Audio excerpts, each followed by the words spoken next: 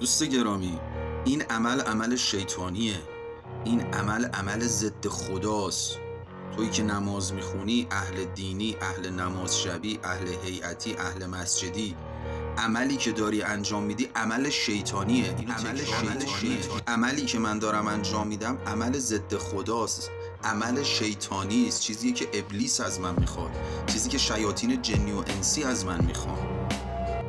شمایی که داری تغییر ایجاد میکنی در احکام الهی، یعنی من دارم ضد خدا کار میکنم، یعنی من دارم ضد دینم کار میکنم، یعنی دارم حرف شیطان رو گوش میدم، عمل شیطان رو تایید میکنم.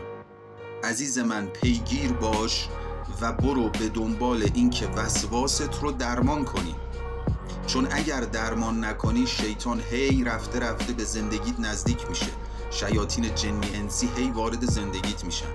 این همه امکانات هست برای این که بتونی وسواست رو درمان کنی.